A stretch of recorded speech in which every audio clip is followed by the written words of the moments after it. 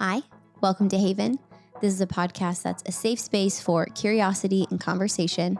I'm your host, Haven, and today I'm curious about the origin story of the Haven podcast.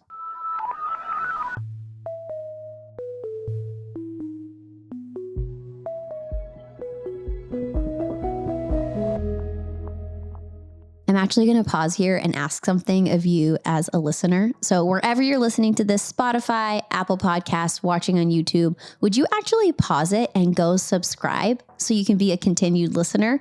Or maybe you're already subscribed, but you haven't rated it or reviewed. Will you please do so? I'm trying to grow this, and the way to do that is through you and through engagement. And typically I'll have this kind of call to action at the end of the episode, but if you're anything like me, the second the content's done, I'm just switching over to the next thing. So I want to put it here in the middle. I'm going to humbly ask, will you please subscribe, rate, and review wherever you're listening to this? Thanks. The origin story of the Haven podcast. And even recording that intro, I was like, how many times am I going to have to say the word Haven?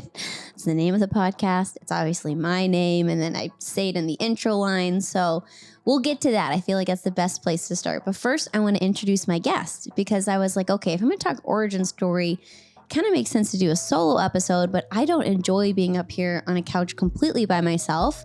I thought I'm going to bring in the person who knows me better than anyone else, and it is my husband, Aaron. So Aaron, thanks for coming on. Thank you, Haven. You're very welcome. I was holding it in so hard to not say, hi, I'm Haven. I don't know why I would do that. It doesn't make any sense, but here we are. Yeah, I don't know why you would either, but I just like to keep you on your toes. Here we are. Here we are. So I'm going to talk a little bit about the origin story of the podcast, which actually is more so my origin story. So I wanted you to be there because you've known me for the majority of my life. And I think you can add a different kind of perspective on my remembrance of events. Yes, I will fact check everything. Okay, good. We'll start with my name, which you weren't there for. Your name is? Haven. Correct. Next question. Okay. Interject when I'm wrong. Basically, my name came because my mother, Lisa, was teaching Sunday school in her 20s, and she met a little girl named Haven, and she thought, that is such a beautiful name. I want to name my future daughter that one day. My mom ends up being pregnant with a boy first, so she couldn't use the name then. But here I come along, number 2, and the story my mom tells me is that when she was in the ultrasound, when the technician said it's a girl, she said up until that moment, that was the happiest moment of her life, which one, I was like, oh my gosh, the weight of your existence being the happiest moment of someone's life is actually, I think it's one of the greatest gifts. She says now it's one of the happiest moments. And I'm like, what? That was like our thing. So since then she's had happier times, which I'm happy for her. But that to me is the origin story of me, is my mom wanted me, loved me, chose me before she even knew me. So when we're going back to like, how'd you get your name? I love that it's unique. I love that it's special. But to me, the name is because it's a gift from my mom that she gave me, because she set it uniquely aside for me. And that's why I named the podcast Haven, not just from that, because I think it's unique and it's interesting. I was toying around, what am I even going to like name this thing?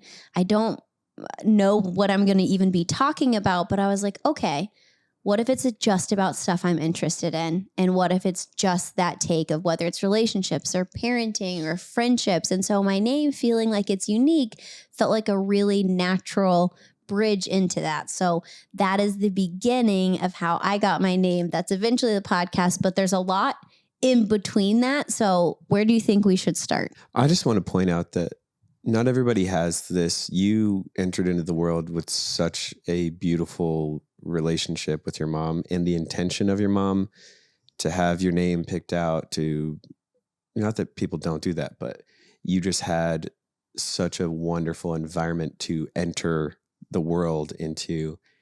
Do you think that contributed to, I mean, just hearing you talk, you have so much confidence about who you are, and you've had that since I've known you for sure. And then the stories I've heard, even from you doing like a lemonade stand and kicking off your business and doing all sorts of stuff as like a 7-year-old, like it seems like you've had that strong confidence for so long in your life. Was that because of the intention of your mom growing up, or what do you think that was?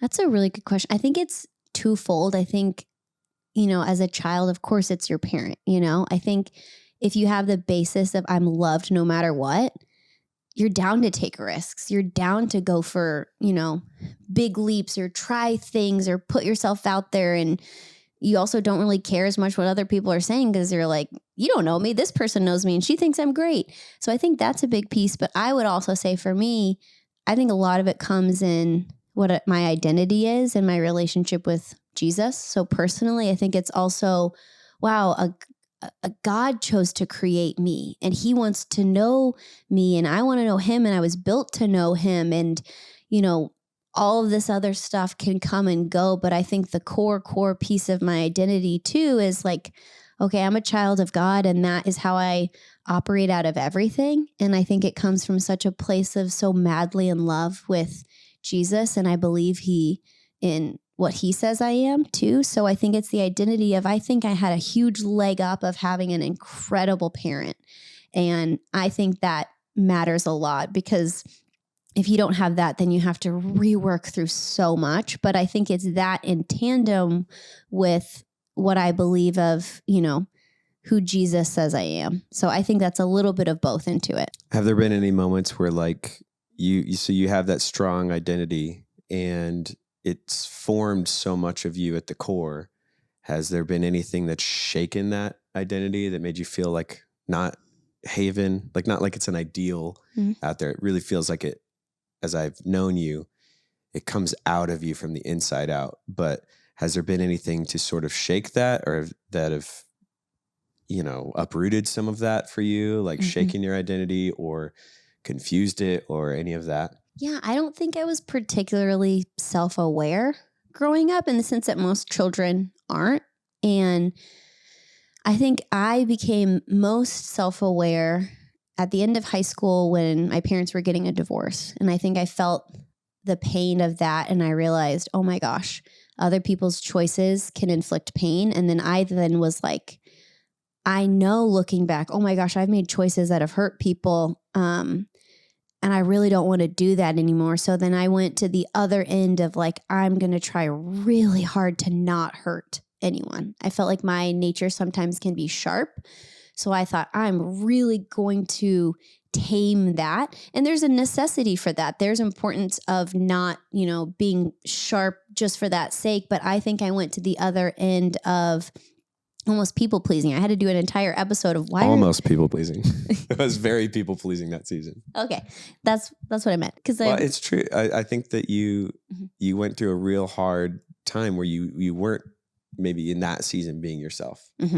And that changed, not my perception of you, but just I experienced you in that way. And I thought, wow, you're really hurting, in that time. And it took a lot of vulnerability for you to acknowledge it. Not that you weren't self-aware of it, but I think you were afraid to maybe go there. And now coming out of that on the other side, like what was it that brought you back to being Haven?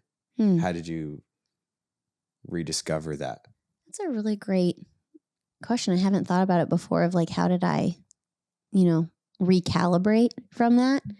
I think some of it was also just like maturity of being like, I don't like myself. Not like I don't like myself, but I don't like when I'm bending over backwards for something. Like that doesn't feel right. That doesn't feel natural. I don't think that's good for me. I think I went through a codependent type scenario where I was like, this is exhausting me and I feel out of control. And I think a lot of it was like, I just need to regain back. What do I think truly about this and what do I want? And then the maturity was, how's a kind way to say this? How's a way that isn't, just slashing around, because I have opinions, but what's a way to say, hey, this is what I think and this is what I'm going to do and I care about you. I think it found the middle ground from that. Yeah, when I look at, and we haven't talked anything before this. I'm just now, it's hitting me. like college when we were together and having those hard conversations and, you were trying to figure it out. I think now that I notice it and reflect on it, it seems like when you got back into being yourself, it wasn't like a static thing. It wasn't like I'm Haven again. It was like, it's more of a dynamic.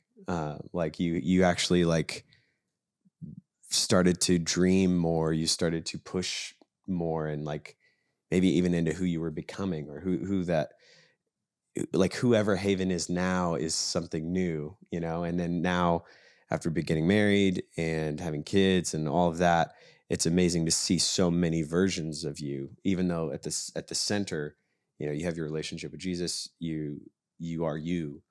And again, it's not like there was an external thing that happened that changed you, but then as you healed from that and moved on and just tried to dream again and think about, ooh, what if we moved to California? What if we started a business? What if we, any of the things that you wanted to try to do?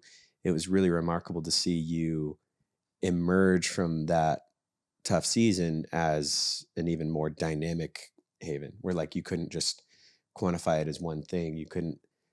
It wasn't like you went back to who you were. You actually emerged as someone new. One, I'm so glad that you've been with me through so many different iterations and you really can't speak to it. But when you say even like, okay, go back or what was it? There's an interesting theory out there where it's basically saying that like who you are up until age 5 is your truest nature. Like that is your truest sense of who you are and your interest in your personality. And then after that, there's socialization and then there's different environmental factors. But that like, if you want to be like, well, who am I at my core? Like, what am I like? Thinking about who you are in childhood, granted, if there wasn't anything super traumatic in that time, I think that would then kind of insert and change. But thinking about of like who I was as like a little kid, my mom says that she was like, you came out of the gate like knowing what you wanted. She was like, you were certain in that. And I had an older brother and a younger sister. We were all close in age, but like, I think about it and I'm like, I see the personality differences and even just the 3 of us growing up, How close were you in age to your siblings? 1 year apart between all of us. We were 3 under 3. How did you like relate to them as far as like your identity? What were you into the same things as them? Mm-hmm. What did that look like growing up with 2 other kids? I was a huge tomboy. So anything my brother did, I thought was like really cool and interesting. So whatever. Competitive. I was also competitive, like very competitive. I really wanted to win and I wanted to be the best, whether it was school or sports or that kind of thing. But I was also a little bit of a quirky kid where my 5th birthday, it was typewriter themed because we went to a garage sale and I saw a really cool brown typewriter. And I was like, that's exactly what I wanted because I taught myself to type when I was like 4. And another thing about side hustle, I was paid to type up CD cases for someone my dad worked with. And they paid me to type out into an Excel spreadsheet. So I thought a typewriter means I can have something of my own. I don't have to borrow the family computer. So my whole birthday theme was typewriter. And my mom made this amazing cake. It was like a sheet cake, but she put little chiclet gum on there and wrote letters so it looked like a typewriter. So as a kid, I was like, oh my gosh, I have a custom typewriter cake and I get this. And so I think I was just a little bit strange, but I didn't know I was strange. I just thought these are my interests. Strange is so relative. Speaking from a strange like, person. What is strange? It's just strange to some people, maybe. There's a whole community of people out there who love typewriters. Yes. And they're all in 5th grade. Just kidding. I still think typewriters are cool. I got one as an adult. Do you still have yours? It's in storage somewhere. I used to write my thank you notes on my typewriter because I thought that it was really special. So do you like to write or do you just like to type? Was it for you like just the act of like getting something down, or was it, I have this brilliant thought, I want to communicate it? Or do you just want to send notes to your friends? That's like letters. That's a really What drove the typewriter obsession? I mean, fixation. I think the autonomy of learning something and then engaging with it. I think it was cool because it felt challenging. I think it was special because I'm pretty tactile. For a long time, I had like a hand planner and I preferred that to a digital one. I like the touch and the feel of things. So I think like a handwritten note that felt almost like nostalgic, because even though I was a kid, I knew like computers are there, like typewriters aren't there. It felt special. I liked the sound and the sensory aspect of it. So I don't think it was, oh, I want to write my friends this. I would just think, oh, I enjoy this type of project from start to finish, like sensory wise. So do you, when you're in school, like back in high school, what was that like dealing with your sense of self, being strong as it was? What was that like engaging with other kids your age, like peers, friends, boyfriend? Boyfriend. I'm the only one. That's true. That is true. You were the only one that I formally dated. What was it like dating me? Which question am I answering? No, just the clique, you know. I don't think the high school vibe. Like, what was that like? What was your experience? I'm trying to answer.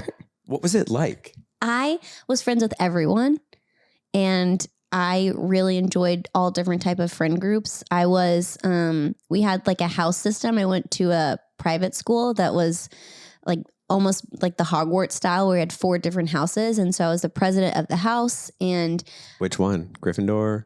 Homer, House of Homer, the Iliad and the Odyssey. And I loved leadership. I loved being on the debate team. I loved playing softball. My best friend was Grace, and she had like horses, and she came from a big family, and I really enjoyed her friendship, but we hung out with other people. It was a smaller school too, so there weren't like particular groups or everything, but I was also really involved at our church at the time. We had a huge youth group, so I played in the band there. That's how we met, and that's where I felt like I had little bits and pieces. My identity or my interests weren't always in one bucket. It wasn't just school or, just sports or just church or jobs. I felt like I liked the diversity. I liked having multiple eggs in different baskets and not hanging my hat, because if one of them wasn't doing well, then I was like, well, I got these other ones that I won't stress about. Not everything is like, about school life. So I think even then I was involved, but I was never so in a part of it that it was my whole world. And I think that's probably also I see that to this day, like even in college, I traveled for work and I didn't live on campus. And so I think a part of me too really craves autonomy and not being put into a box, and to getting to express different interests that I don't want to be labeled into like, well, this was my, genre. This is my label. This is who I was. I feel like it's always different expressions at different times. Fast forward to now, say doing this podcast, like what were some things that led you to want to even begin it, create it? I love these kind of conversations. Like you and I have them all the time because we live together, but I like them with girlfriends where we just take a topic and be like, this is what I read and what do you think about it? And going back and forth. And then I found that my drive to do a podcast was because when we had kids, my time for that really shrunk. Like I can't take all the coffee with girlfriends that I'd like to. So my friends are like, these are interesting. I think they're universal topics. You should do a blog or a newsletter, or a podcast, or we have young nannies and they're like, you should do TikTok. And I was like, I don't want to. They're like, well, you could do long form and we can cut it up. So for me, I thought, I just think I have interesting things to say. I think everyone does. I just don't know if everyone believes that they have interesting things to say. And I really, really want to learn. I really love having guests and different topics and, back and forth and exploring and not even always landing on an answer. And so I thought, what's the maximum amount of impact I can have? And I leveraged so many friendships where my friends were saying, you can do this, I'll do cover art, or you can do this, I can cut it into TikTok for you. Or so many people helped me there where it's just me on the couch, but I have so many individuals that I credit of they suggested I do this, or they helped me strategize like how to execute it. And so I think it's also leveraging so much and utilizing a community in there too that helped me launch this, where it looks like it's just, here on the couch interviewing and talking, but it's so much of I want to bring in things that I'm actually enjoying about my friends and what they say and their theories in and just see if it's resonating. Now a quick pause to hear from my sponsors. Story time. One time I was making homemade cookies from scratch and I was setting out all the ingredients and I grabbed what I was certain was the sugar. Spoiler alert, my husband is the chef of our family and doesn't feel the need to label our containers because he's kind of the only one who uses them. But yep, only once I tasted the end result of the cookies did I realize it wasn't sugar, it was salt. So I should not have trusted my gut on that one. Probiotics cannot help with most of your gut decisions, but if your gut needs a little support, Ritual has your back. They made a 3-in-1 supplement with clinically studied prebiotics, probiotics, and a postbiotic to support a balanced gut microbiome. I use Symbiotic Plus each morning before I go to the gym as a part of my morning routine and feel great. Ritual is industry leading in their sustainability standards too. They use scientific tools to select lower carbon packaging, prioritize sustainably sourced ingredients, and set ambitious climate goals. Ritual is also a female-founded B Corp, meaning they're holding themselves accountable to not just their company's financial health, but also the health of people and our planet. There's no more shame in your gut game. Symbiotic Plus and Ritual are here to celebrate, not hide your insides. Get 25% off your first month for a limited time at ritual.com/haven. Start Ritual or add Symbiotic Plus to your subscription today. That's ritual.com/haven for 25% off. This episode is brought to you by Efficienade. Efficienade offers fractional virtual assistants whose sole purpose is to help people who are making a difference. Are you bogged down in your email and still managing your own calendar? Delegating those tasks to a high-caliber career assistant can free you up to utilize your time towards the areas of your best and highest use, allowing you to focus on the areas you truly thrive in. Learn more at efficienade.com. That's efficient, AIDE.com. Okay, back to the episode. It seems like throughout your life, as far as I've been with you and observed different moments, there are a lot of little origins, like little layers that have opened in your life. Like you're one of those onions, from Chili's. They're just A blooming onion? a blooming onion. Wait, that's Outback Steakhouse. No? That's the Awesome Blossom, I think. Okay. I stand Trademark. corrected. But it feels like that's a silly image, but it feels like every stage of life, there's something new emanating out of you, whether it was your friendships or family or our relationship. There's these different stages where things are opening. It's not falling away. It's actually just like growing and expanding. And what do you think is like the next part of your origin story? Because I feel like in some ways you're still in the middle of it. Mm-hmm. Like it's not like for someone like you specifically, where you have, again, that real strong sense of identity. You have a core foundation to who you are in your soul. Where does that lead next? I don't know. And I don't know if I could have said it would have led here if you asked this question like 5 or 10 years ago. Sure. So I really can't answer what it's going to look like, but I can answer what I hope it feels like. Where I hope it feels like there's this one beautiful saying. It's like, I want to be a feather on the breath of God. Where it's like you're so open to where it's moving and going that you're in that kind of energetic force of it. And that's how I felt like, is like, oh, this is my interest. I want to go explore it. Or the intuition, my intuition's taking me here and I just want to see it through the end. And I think life to me is a bit of a bendy straw of my nature, is like, what's the fastest way to get there? And I think it's important that I probably don't know what the end game is because then I'd be like, why are we going this direction? And why is it looping around here?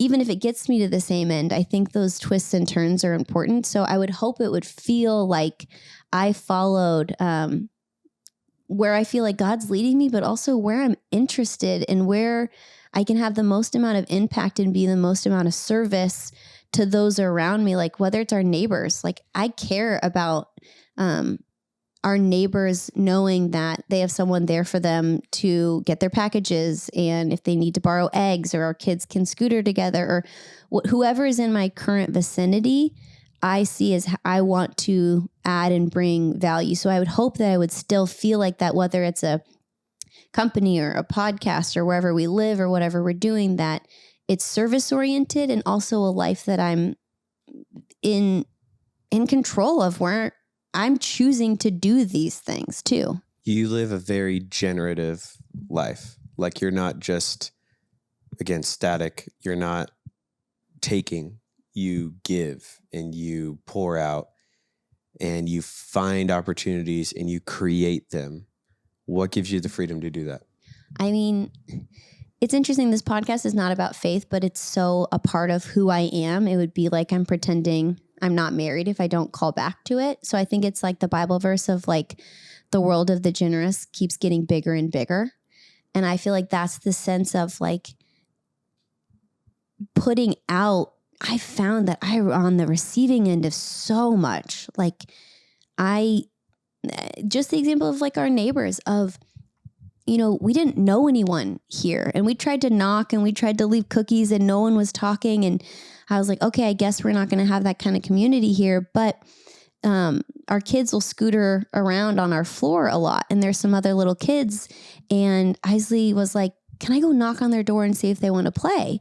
And I was like, yeah, sure. And so she went and did that. And now all of the kids in the complex have bought scooters and they're a little scooter gang that goes and plays. And me and the moms will hang out and we'll text each other. We'll go up the top. And one of the moms was sharing, I only have one kid. And I thought, oh no, he doesn't have a sibling. Like, what are we going to do? And she goes, and then one day this little girl came and knocked and said, would your son like to play? She goes, and I thought, oh, he's going to be okay. Oh, he has friends. And to me, I think that's everywhere. Like, it's not just in our apartment complex right now. It's out there. If you're willing to lead and seek and offer and don't look to receive, look to give, then I find that people are giving, and the moms will bring snacks for everyone and they'll be thoughtful and say, hey, he outgrew these new shoes. Do you want them? Or we have extra pull-ups. Like, I think it's there. I think people even want to be that way, but I think someone has to set the tone and start creating those pockets and opportunities for everyone to then be involved. It doesn't have to be the most well put together. It's not an event. It's just hanging out. It's just being together. Mm-hmm. And you do that so well because you ask great questions. You're present. You're not like distracted by something else. Or even when we have people over and we host something, it's not like, I think we're good hosts, but we're not like overly worried about like, I don't know. I think of that episode of Succession, mm-hmm. Where the oldest son, what's his name? Kendall's not the oldest, but are you thinking of his birthday party? No, the actual oldest one. Oh, what a take to that character that we can't even remember his name. Connor. Yeah, I think he's Alan Ruck, whatever his character. But they're doing this function and he's so upset about the butter's too cold, mm-hmm. and like just worried about all these different things. That's maybe a bad example, but mm-hmm. I think about events or times we have people over to the house. We're not so worried about the details. We're more focused and intentional about being there with people and not the environment matters. Like we put on some good music and all that, but it's like, it means so much more to just be present with someone. And you do that really well. Even when there's kids, like family hangs are super hard because a kid's crawling all over you or whatever. But I think the more that we've ventured into that now as parents, it's like, we find what matters and focus on that rather than what, like, clearly it doesn't really matter if there's a bunch of dishes. We could figure that out later. Yeah. All that kind of stuff. There's things that are distracting. I think a lot of that is just daring to be present and daring to be seen, where I've gone over to friends and they're like, oh my gosh, it's so sorry. It's a mess. Not one, I'm not even thinking about their mess, but two, I'm like, I'm so honored you feel comfortable enough to have a mess. Like, I'm glad you didn't kill yourself for an hour before I came over. Or, even with this podcast, I was thinking, I don't know how it's going to be. Like, there's no way I can get it done perfectly, but I want to do it. Like, I'll learn it along the way. I've had so many people come up and being like, I want to start a podcast and I don't know how, and I see you do it. And I think like, just do it. Like, the world needs your voice. If you feel like you have something to say and you feel that drive, like, it will be clunky. It will be messy. It is the equivalent of inviting people into your home, and it's not picture perfect, but that's endearing too. I think that's it, where it's like, it is scary to put my name out there and to put my thoughts and stuff out there. But I would rather err on the side of courage of it's not going to be perfect and it's probably going to be clunky and messy, but I think there's value in putting new thoughts out there. And I would hope most people would. If you're listening to this, I would hope you would do a podcast if you feel like there's something that you have to give to the world of what you've experienced in your past. I have a woman who was like, I had, domestic abuse and I just don't really know how it even start. And part of me was like, there is such a group out there that would love to hear what you've been through. And even if it's like 10 viewers, like that, you got to start somewhere. And I think just even here of like inviting people over, just start somewhere, start having people involved. And then I do think it becomes more and more generative the more you do it. It's beautiful. One thing that I want to kind of a thread of a sweater, if you will, that I want to pull from this is talking about who someone is as a child being their most raw version of their essence. And so much of us are trying to kind of claw our way back or re-identify to that. So I want to hear from you, like, what were you like as a child, like under 5? What was little Aaron like? I've blocked it all out. Really? I'm kidding. No. Oh. Some of it. That's the comedy is hiding the pain. Jeez. This is really, I'm teetering the line here. Just share I it. think that I was very imaginative, adventurous. I'm trying to remember. I know my brother and I, we would always put on like little shows or like, I don't know if it was like puppets or whatever. We would do shows. And because my grandparents had this like living room that had a curtain. Mm-hmm. So we would like close the curtain, open the curtain, and then we'd be behind it and we'd do a bunch of different things, a bunch of skits. And that was really wonderful. I liked music a lot. I remember like banging around on my dad's guitar. And I think I had a lot of imagination. And at the core of me, that still exists. Mm-hmm. Later on, my mom passed away when I was 8. And so that shook a lot of my reality and upbringing. But I still was who I was on the inside. It was just, there was a lot of questions and clouds, doubt. And but looking back at me as a kid, there was a lot that I liked to do. I loved karate, all that kind of stuff. We loved playing army, with my brother and going out in the woods and exploring and, trying not to get bit by the huge like banana spiders or whatever, climbing trees, that sort of thing. So as a kid, like imaginative, adventure, creating, like expression, and it sounds like a close relationship with your brother mattered to you. What do you think is then like, the teen early years of then going through something so difficult? Did you lose that piece or did you put it aside for a while or how did it get foggy? I think that maybe facing, I don't want to say it. I think the hard part was facing a part of myself that could have existed without adventure. Like there was okay, this is all there is. Like, this is all my life will be, like having those kind of thoughts and finding the end of myself was tragic because I had nowhere else to go, nowhere else to dream. It was just, okay, this is all I have is this pain, or all I have is this depression, or like I found the end of myself. I can end it myself if I want to. Or but I think where it came out of me, what came out of me was still that adventurous spirit of what if this isn't the end?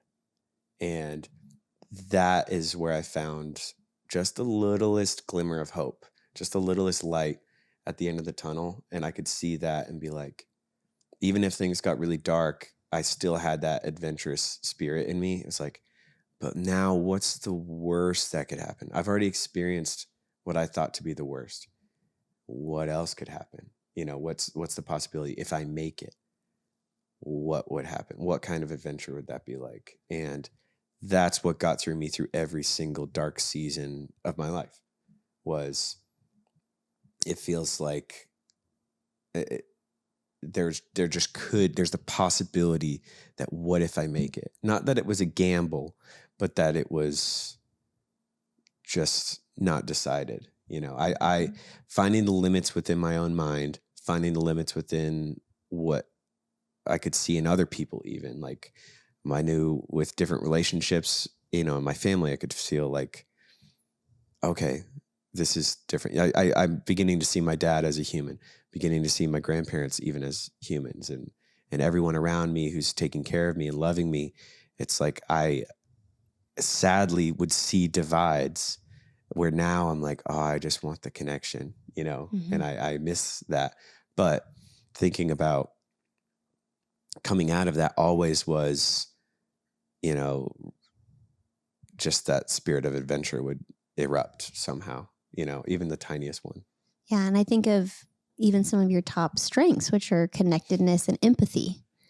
I think you even kind of leaned into that through the tough times, and now you have it on the other. So now I wouldn't say through the tough times, there's still humanity, still a lot going on. But as you're maturing and you're re-exploring the imagination and the creativity, and now with the string of hope, like where do you land now? And if that was your pure essence and you went through a lot of difficulty, who are you now today at 34 in expressing those childlike things that you loved?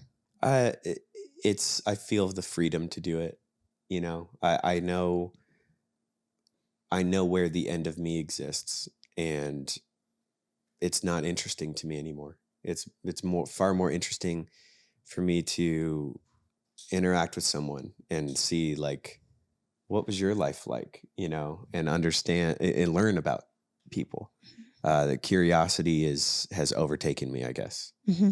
And I love that because, I think what had happened was I broke out of my own self at some point. I think really when I discovered Jesus, when I had a life-changing experience, decided to follow him with my life, and that opened me up even more to other people. And by leaning into that now for so many years, as I can be so painfully shy or introverted or whatever you call it, but I feel this sense of, I don't know, it's not duty, but it's what's left to be discovered in the world is in other people and friends. And, especially moving out to LA, like we've built some incredible friendships, and I'm just so blessed by that, like truly in the sense of the word, like it's affected my soul to have friends. It's blessed me to have people who just care about me, didn't know anything about me or wherever I come from or any of that, but they just want to get to know me, or, that sort of thing. It was like, oh, you're not obligated to care.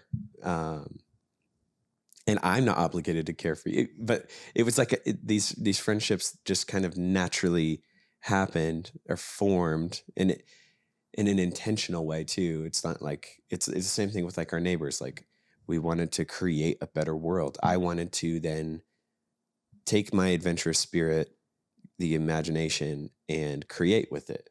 It's like, what would it be like to have like true friends who I can connect with and be myself and not worry about, if I say the wrong thing or if I act a weird way. Like we're all weird, like I said, strangeness is relative. Like it's all, part of being a person and learning about other people. But that where I am now, it really excites me to, I don't know, grow in my relationship with my friends and continue to be present. Well, when we met, I think we met in the middle of that fog. So we met when you were like 15, 16 or so. And I remember at the time you had hermit crabs and you loved hermit crabs. Wow. What a connection. Isn't it? And I was like, oh my gosh, like you relate and you resonate with those. Like you wanted a shell, you wanted protection, and wanted a pinch.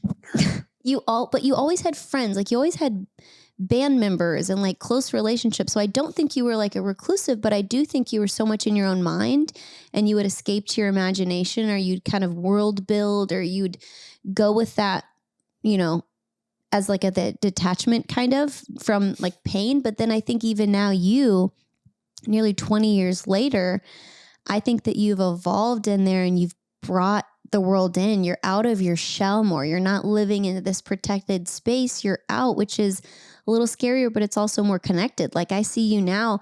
I love it when you flourish and you're strange. I love it when you just say the strangest side comment that I never would have thought of, or when you dress, more eccentric or bizarre. No, you don't look bizarre now. And then in general, though, like when you try different things, I love that. And I think you're becoming more comfortable to let other people see you in a way that for a while it was just a sacred few. And now you're kind of getting out there more. I've originated. Okay. But when you were talking, I wanted to think of, okay, what was I like under 5? And I was thinking, okay, where did I lose the plot and what am I coming back on? And I had something come to mind. What was it?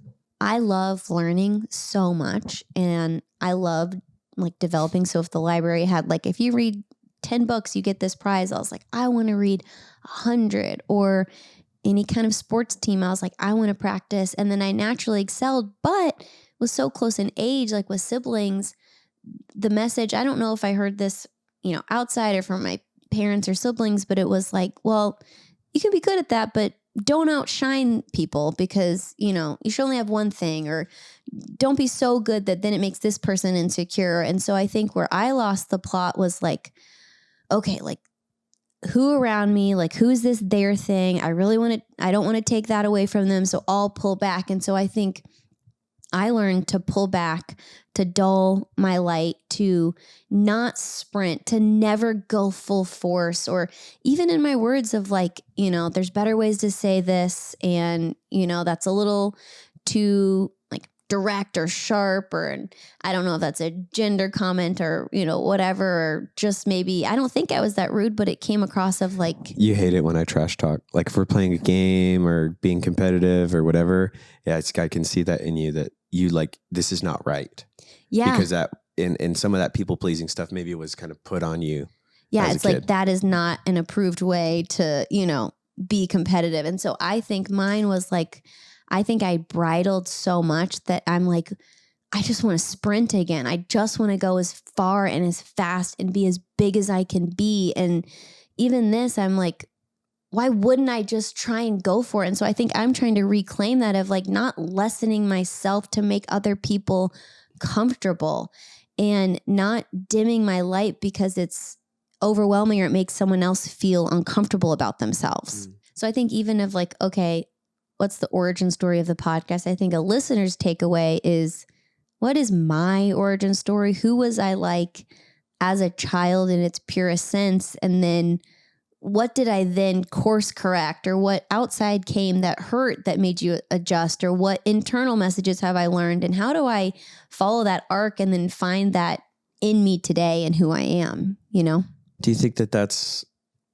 for everyone, that inner child thing is something to lean into? Do you think for some people it's maybe you can change and become something different or gain courage that you didn't have? Or what does that look like? I think it looks of like, what did I enjoy back then? And what did I do? And who was I without limitations? And I don't think you have to be like, well, I'm going to try and go recreate that. But I think it's also honoring of like, well, what does that look like as an adult to be into that? Like for you, adventuring or being imaginative. For me, it's learning and creating and being competitive and drive. Like, what does that look like to re-engage with that again today? It's like creating the space in your life, in your mind, in your dreams to discover what brings you to life. What actually puts wind in your sails. Yeah. And I think that's beautiful for anyone. I just get asked a lot of like, why'd you start this? And how's it come to be? And some people are like, oh, is that your full-time job? And I'm like, this is just a pet project. This is something I do just because I find it interesting and valuable. And I love these conversations. And if it resonates and you enjoy listening, or it takes you back into thinking about things from a different lens or talking about with a friend, like that's to me a win. Is I value creating and I value putting things out there. So I was like, okay, I'm going to do an episode about how it came to be, of how did this podcast get created, but I also don't want it to just be talking about myself, my story the whole time. I want it to be where, okay, what's your story thinking about it? Like, what are the common themes you see in your life? And where did maybe something you enjoy get lost, and kind of refinding that together as like a group. That's why I wanted you on here to hear a bit about your story too, because obviously our paths crossed early on, but you had an entire life before. I don't even think about me as a kid usually. Maybe it pops up in different ways subconsciously, but I feel like I've lived so many different lives that, now it's hard to look back on it. But I even just talking to you, it's really helpful, I think, to have a walk down memory lane once in a while and be like, wow, it really is. There's a common thread I see, about my life or whatever. Well, I love you. Thanks for being on here. Love you, babe. That's really it. I wanted to talk a bit about how this podcast came to be, and maybe you only know me through this, so you have no idea about like my life or my childhood before. And so I wanted to kind of explain how we got to this position, but I didn't want it to end there. I wanted it to be somewhere where you maybe think about your own life or your own origin story and, the themes of your life and how you got here. But I appreciate you listening. I think it's always fun when we just throw a rogue topic in and then just see where it takes us. So I'm glad that my husband was game to come with no prep and just see where the wind takes us. But if you would, rate and review Apple Podcast and Spotify. I'm also on YouTube, TikTok, Instagram at Haven the Podcast. You can sign up for my newsletter, hello@havenpod.com. And I'll see you on the next episode.